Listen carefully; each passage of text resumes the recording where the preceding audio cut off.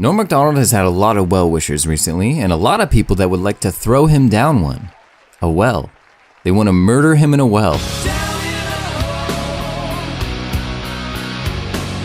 Seems a bit harsh, but old Turd Ferguson has found himself in a bit of hot water recently, and I have been racking my brain to try and find out why. Was it for whipping out his dirty cock in front of Oprah? Was it for killing his wife and a waiter? Nope. Instead, it was for his incredibly ill-advised decision to speak honestly in an interview with The Hollywood Reporter.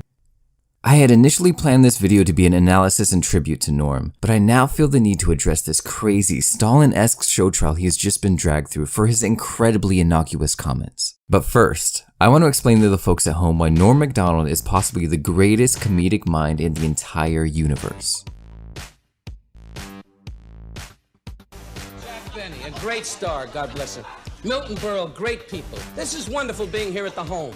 And I say this from my heart. No, it's a joke, it's a joke. Don Rickles was the master of the old-timey roasts. Dean Martin, Sammy Davis, Frank Sinatra, nobody was safe from the sharp tongue of Mr. Warmth. It seems so effortless because funny was simply who he was. It was just Don being Don.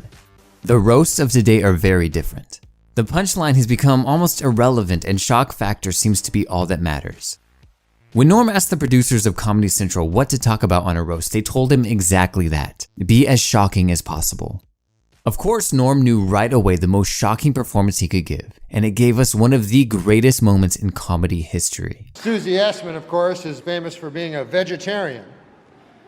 Hey, she may be a vegetarian, but she's still full of baloney in my book.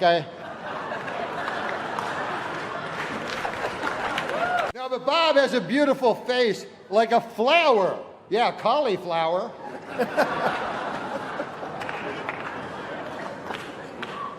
No offense, but your face looks like a cauliflower. This moment is still talked about in the world of comedy as one of the ballsiest things any performer has ever done. The audience expects, even demands profanity and nastiness. Then Norm walks up to the podium with all the confidence in the world and begins delivering dad jokes so exquisitely hokey that they cross over into the realm of genius. To those who just know Norm from Weekend Update or his hilariously strange appearances on late night talk shows, it can seem like he is slowly turning into that senile old man he has always been pretending to be. Despite the fact that he is one of the most intelligent, well-read people in the world of comedy, Norm is okay with giving off this persona of the crazy rambling uncle, and for a very good reason. A comedian, what he should be doing is being funny. That should be his goal. Your friend Bill Maher, for instance, you know, he wants to be seen as an intellectual. Dennis Miller. Dennis Miller. But Letterman understands, he's smarter than both of them. He understands, play the dumb guy, you know? Play the everyman. Nobody likes a guy smarter than them. That's the worst guy you can be. A guy smarter than the audience. They're gonna hate you, you know? Yeah, it's a very good observation. And just in case you thought he really was that senile old man he often seems to be, feel free to test his wit off the cuff. And I slept at the parking lot at the comedy store, and I had no money, and I was broke. Both? Yeah. You are making a movie with Carrot Top, right? I made a movie with Carrot Top. Okay. Nothing but making out. All right. It's like 9.5 weeks, but Carrot Top. We were doing. Wow! I gotta check out that movie. Is it called 9.5 Seconds? What's the movie gonna be called? Really? I know what it's gonna be called. Yeah, what's that? If it's got Carrot Top in it, you know what a good name for it would be? What's that, Norm? Box Office Poison. Norm MacDonald, God bless you. Watching your set was like watching Henry Fonda pick blueberries.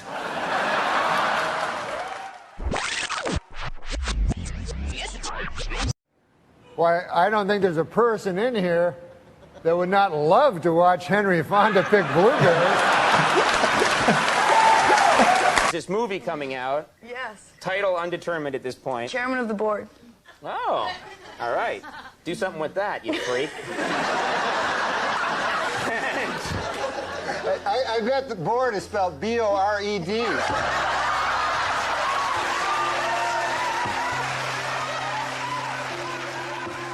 If you try and tell your favorite Norm MacDonald joke to a friend, what you will find, as you stand there in awkward silence, is that Norm's delivery is one of the most important factors to his success. He has mastered the ability to keep the audience off balance. You're expecting a short joke, he gives you a long one. You're expecting a clever punchline, he gives you a simple one. You're expecting him to be dumb, he makes a profound and sincere statement. Norm has devoted his entire life to finding out what it will take to delight and surprise the audience. Every pause, every expression, every delivery he makes is always with the punchline in mind. When he launches into his joke, and most of the crowd is wondering if this guy has any idea what he's doing, those who know him understand that the innocent-looking smile means that he is in absolute control of what's happening. If you watch Norm long enough, you will have no choice but to conclude that he is one of the most loving and caring people in all of show business. If you want to see evidence of this, you need only to look at him tearing up in his last appearance on Letterman, or watch him crash the set of Conan not long after Conan learns that he is losing The Tonight Show to Jay Leno. According to someone who was at the show, Conan was shaking the entire time. When the band Spoon played, he held up their vinyl to introduce them and he was shaking even more. Then Norm makes his surprise appearance. Well, I want to drop by, show my respects, you know? Well, you know, for you to bring a basket commemorating sort of the tough situation I'm in is really nice. Yeah. Well, that's not what that is. Well, what is this basket for? Oh, this is an older basket. I procrastinate, as you know. And this is a basket I got you back in June. Wait a minute. Norm, you've had this basket since June? Yeah. I've seen you. You've been on the show like 3 times. Why didn't you ever give me the basket? I keep forgetting it. But I wanted you to know I bought it. It was $60, and I wouldn't open it. I think it would smell.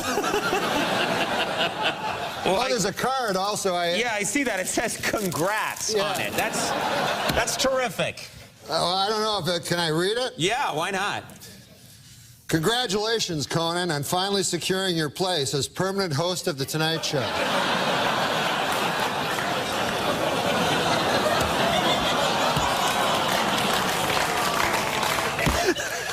That's something they can never take away from you.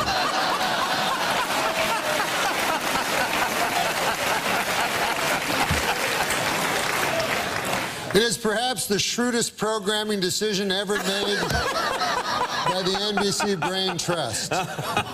Sure, the pressure is on, but if I know you, Conan O'Brien, miserable failure is not an option. You are the new king of late night. Thank you. Long live the king. He delivers this absolutely hilarious bit and is able to make a hard situation so much lighter through laughter.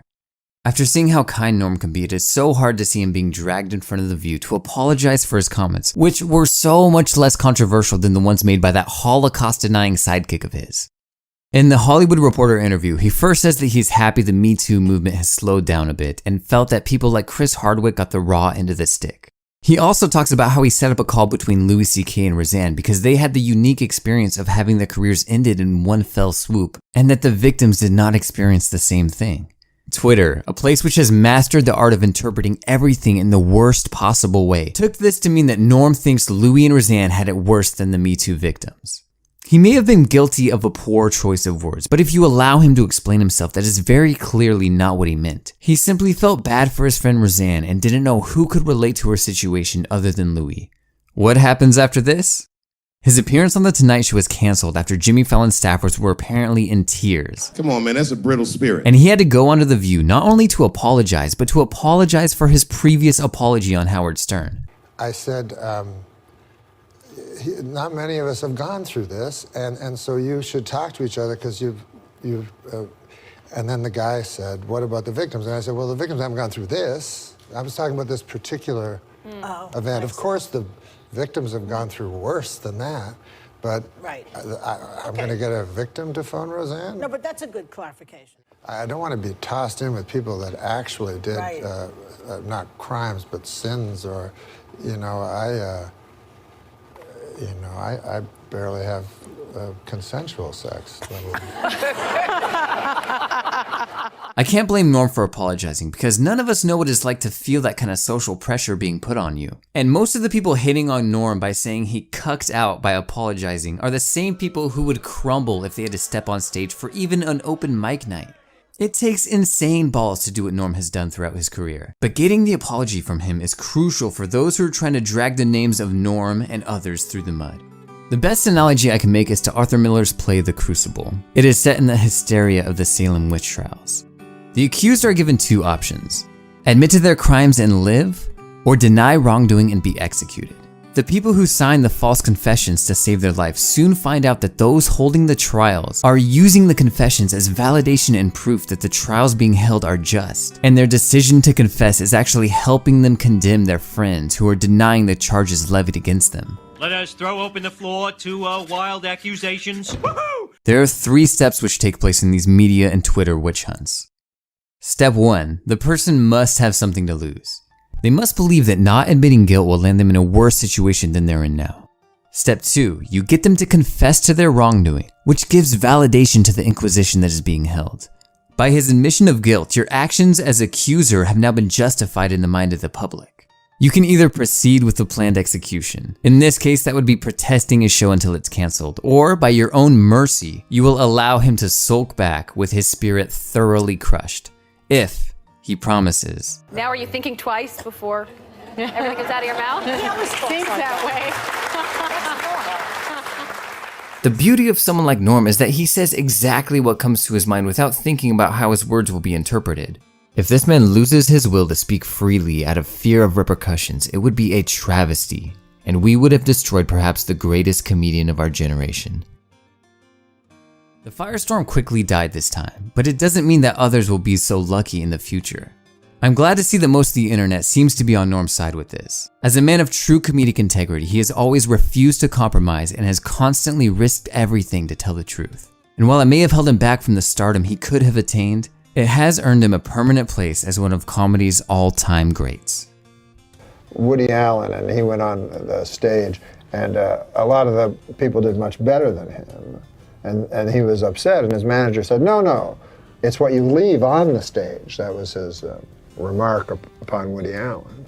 And so I always thought, well, a guy like Andrew Dice Clay would destroy, and have me hitting the wall, as you say, but then afterwards, maybe you'd feel a little queasy. Whereas you kill, and then you leave something nice on the stage. It's one thing to make people laugh, it's another to make people smile. Wow. Thank you guys for watching. You can support Norm by checking out his special and his new show on Netflix. If you want to support this channel as well, I will link to his book, which you can get for free when you sign up for a 30-day trial at Audible.